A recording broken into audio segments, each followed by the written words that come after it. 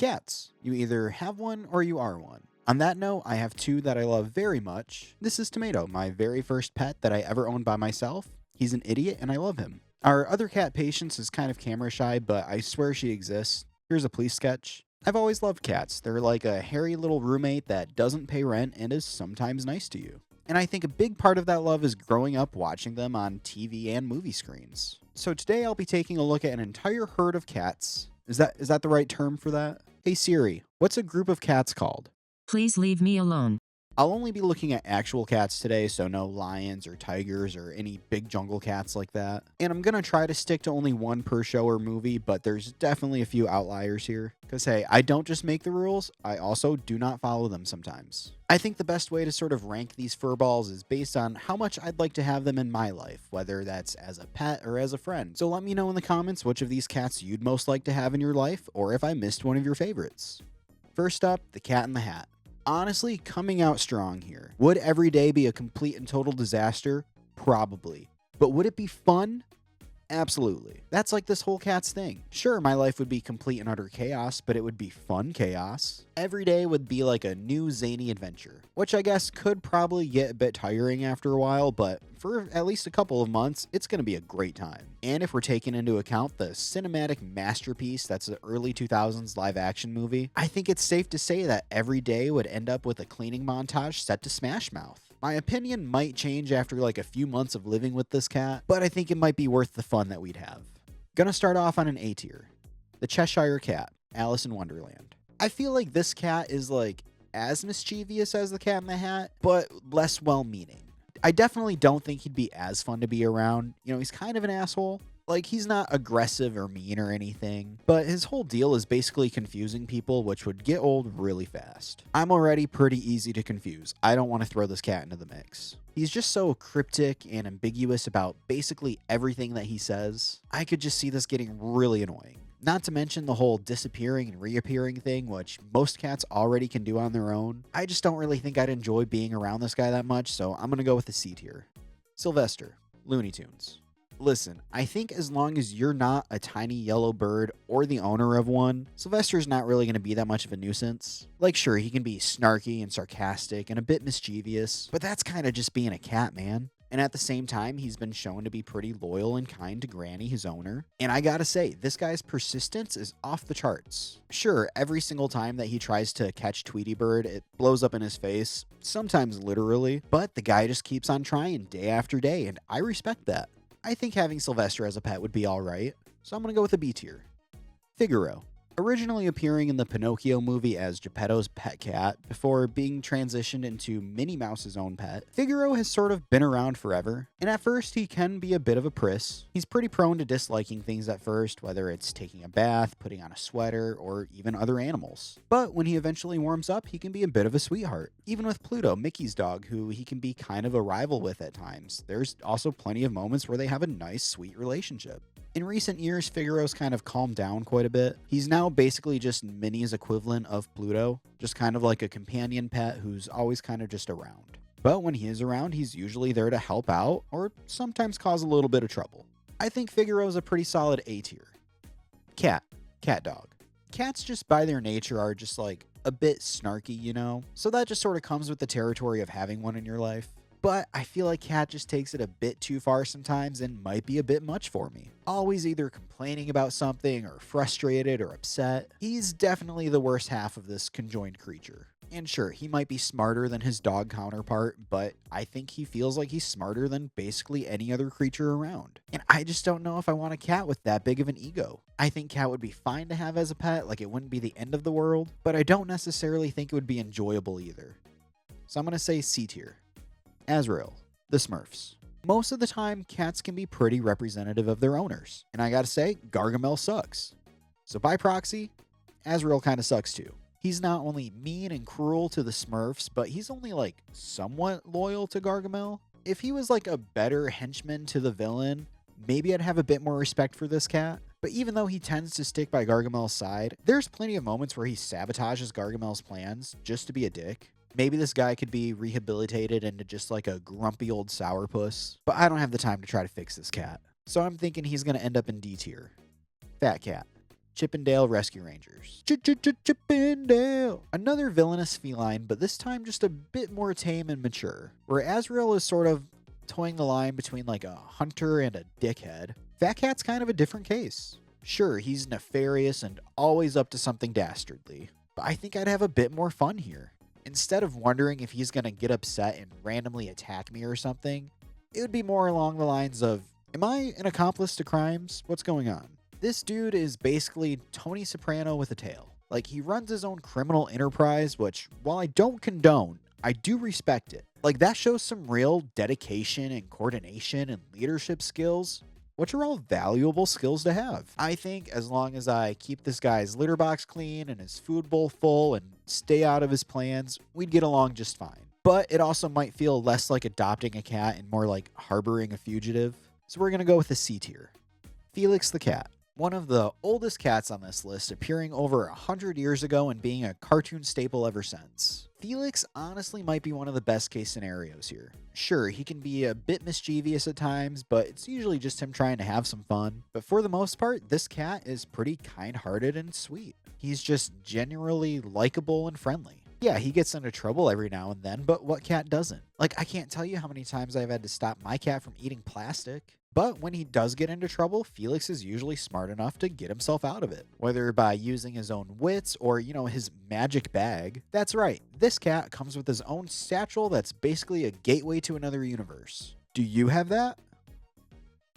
Didn't think so. And yeah, I guess in the wrong hands that could be catastrophic, but Felix is chill and kind enough that most of the time he's using it to solve problems instead of creating them. I genuinely can't think of a single downside to Felix the Cat, so he's going to be our first S tier. Puss in Boots. When I started making this list, at first I was like, oh, Puss is going to be S tier for sure. And it makes sense initially. He's like a suave swashbuckler, he's brave, he's loyal. But the more I thought about it, do I really want a cat that's armed all the time? Like, not only is he always seeking adventure, but this dude constantly has a sword on him. I don't trust my cat with a sword. Like, sure, if I was in a bar fight or something, yeah, I would 100% want Puss by my side. But do I want to come home to him dueling my other cats? I think having Puss as a friend or as an ally would be fantastic. But as a house cat, not really. Maybe eventually things would work out, but I think it would be a bit dicey there for a little bit. So I'm going to go with a very hesitant A tier. Fluffy, Rugrats. Another case of the pet sort of taking on the personality of its owner, with Angelica being one of the most notable brats in television history. Stands to reason that Fluffy would kind of be too. And while she does definitely have her moments where she's a bit of an asshole, she honestly might not even be as bad as Angelica. She shows some kindness here and there, and a lot of the time isn't really setting out to be malicious or anything, just sort of minding her own cat business until, she wants something. I think Fluffy's fine. She's a bit of a dick, but not too much more than your average cat, so probably a C tier. Mittens, Bolt. Even though the movie is based around the dog himself, Bolt, Mittens is kind of his saving grace the whole time and turns out to be the whole reason he's able to get back to his owner Penny. She's street smart and although a bit reluctant to help at first, but to be fair, she's an alley cat, so she's just kind of distrustful of everything. But honestly, she might be one of the most realistic depictions of a cat here. And by the end of the movie, even though she starts off grumpy and reluctant, she comes around and, joins Bolt's new family. I think Mittens goes on B tier. Mr. Kitty, South Park. I hate to say it, but Mr. Kitty honestly doesn't feel like much of a character and more like a prop, to the point where sometimes Mr. Kitty isn't even a Mr. depending on what the story calls for. But this is pretty much your average run-of-the-mill cat. Nothing really too special going on here outside of being yelled at by Cartman for trying to take his food. There's just never really much characterization with this one, so I think we're gonna go with the C tier. Oliver and Company. The titular character of the classic Disney movie. I think Oliver is great. Not only is he absolutely adorable, but he's also brave and kind and loyal, and he's pretty resourceful to the point where the stray dogs that he ends up meeting end up taking him under their wing. Or paw, I guess? This is just a cute little dude trying to find a family, and through his bravery and kindness, he ends up with two. One made up of the dogs that he befriends along the way, and then the little girl that ends up taking him in. There's just not a single downside to this guy, and honestly, he's probably the cutest one on the list. Gonna say S tier. Pete the Cat. Originally just a character in a book series made for kids before being adapted into a TV show on Amazon, the titular character Pete the Cat is chill as hell. He's just a groovy little dude that always keeps his cool no matter what's going on. He's nice and kind, he's playing his guitar, just trying to live his best cat life. This cat is kind of who I aspire to be in my life. Pete's an A tier, for sure. Pete the Cat. Now, this Pete is a different story. Although this Pete the Cat is the original one, he's definitely not nearly as chill as the other guy. Instead, Pete is almost primarily a villain or at least an antagonist at times. Originally known as Pegleg Pete due to, let's see here, the Pegleg. Pete has actually been around longer than Mickey Mouse himself and has been basically causing trouble the entire time. Sometimes he's pretty dastardly and evil like in a lot of the earlier Mickey cartoons. And other times he's just kind of a jerk, like in the Goofy movies. And then of course you've got the Clubhouse Universe Pete, who is usually well-meaning, but sometimes a bit mischievous. Either way, I don't think I really want this guy in my life. He's been causing havoc for Mickey Mouse and the gang for basically a century at this point, and I just don't need that. Going on D tier. I really wish there was a third Pete the Cat here so I could go for the 3-Pete. Sorry. Now with The Simpsons, there are 2 iconic cats that I just couldn't decide between, so we're going to cover both of them. First up, Scratchy. Part of the in-universe cartoon duo of Itchy and Scratchy, who of course spend most of their screen time just trying to destroy the other. But I will say, most of the time it is Itchy that's causing the issues. Scratchy just kind of seems to be trying to enjoy his life until Itchy shows up and tries to end it. I think you take the mouse out of the equation, Scratchy's fine for the most part. There is of course that, retaliation that happens every time, and he does end up getting just as murderous as his counterpart, so maybe there's a bit more hesitation here than some of the other cats. So I'm going to say C tier. Snowball II, The Simpsons. Now, Snowball on the other hand is pretty chill, just sort of your run-of-the-mill cat, and I know the show is technically on Snowball 5 at this point, but I feel like number 2 just had the longest run out of the bunch. So that's the one we're going to talk about. And while she can be a bit aggressive with the family dog Santa's little helper, most of the time she's just doing cat things, save for the couple of occasions where she was actually very helpful, like there's even a whole episode where she saves Homer's life. So I'm thinking she's going to go on a B tier. Thomas O'Malley, The Aristocats. In a movie literally filled with cats, it's in the title, there's a whole song about how good it is to be a cat. O'Malley stands out above the rest to me. Sure, he might not be as cute and cuddly as the kittens in the movie, but this dude's vibes are just off the chart. He's street smart while not being shady, free-spirited while not being too much of a troublemaker, and he can be tough if the need arises or sweet and kind. He pretty much falls into the role of being a protector for Duchess and her kittens, and immediately steps up to it. While he can be a bit overconfident at times, it doesn't really come off as him being too full of himself. I think O'Malley might just be one of the coolest cats out there. So he's going to go on S tier. Garfield. One of the most iconic cartoon cats of all time, but also one of the laziest. And while that's not inherently a bad thing, I like my cats on the chill side, I think he tips a bit too far into the too lazy category for me. I enjoy having a chill cat that's just laying around doing his own thing for the most part, but I also want to be able to play with that cat. And I just don't really get those vibes from this guy. I think if you brought out a toy and tried to play with him, he's just going to look at you like you're an idiot and say something snarky in his head. But hey, maybe that's what my cat does too. So I think Garfield's alright for the most part, but also pretty middle of the road here. So I'm going to go with a B tier. Cy and Am, Lady and the Tramp.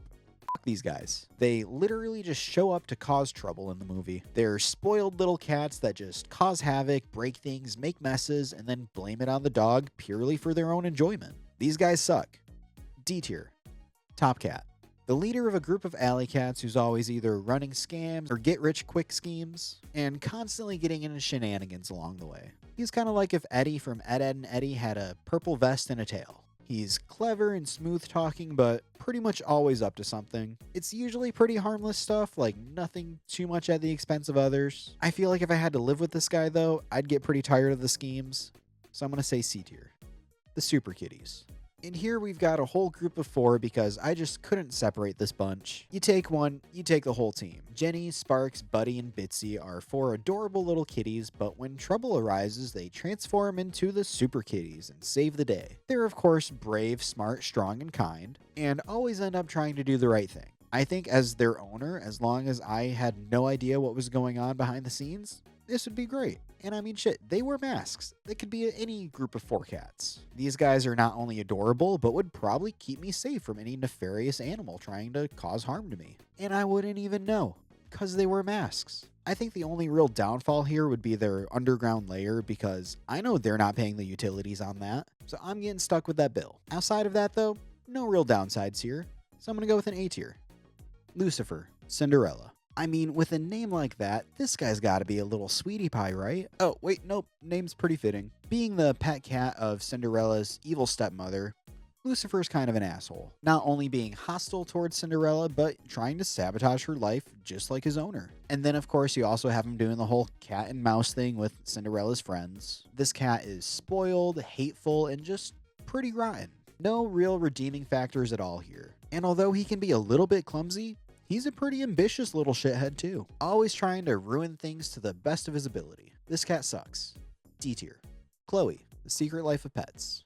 Chloe loves 3 things: food, herself, and secretly her friends. Although she does initially come off as pretty much not caring about anything outside of herself or food, she eventually does open up a little bit towards the end of the first movie and shows that she does genuinely care about her friends. Just maybe not as much as a snack. I think Chloe would be a fine pet, if not a bit of a boring one. Let's say B tier. Next up, I have 3 cats from the Fox show Housebroken because I just couldn't really decide between the 3. So first up, the gray one. In a show filled to the brim with crazy and wild animals, the gray one might just be the craziest. Voiced by absolute madman Jason Mantzoukas, the gray one is a street-smart pet of a cat hoarder who owns maybe 40 to 60 other cats. He's riddled with disease, has 1 eye, and is pretty much not afraid to pick a fight with any other creature. But at the same time, he's pretty smart in his own right, he's cunning, and he's loyal to his real friends. I love the character, but honestly, if this cat came up to me in the street, I'd probably toss some food his way and be on my own way. But to be fair, he likes his life the way it is, so let's leave it at that. We can cross paths and move on. So let's say C tier. Chico. Chico is like if Garfield needed a prescription for Xanax. Now, this cat is loving and sweet. He cares about his owner so much, but maybe a bit too much to the point where he's riddled with anxiety about being abandoned. Anytime he starts to feel neglected, he goes into a full-blown panic attack and stress eats. But I mean, like, me too, so no judgment. I think maybe if he had a more attentive and caring owner, maybe that would sort of curb some of those issues. Could I be that owner? I don't know. But maybe I'd give it a shot.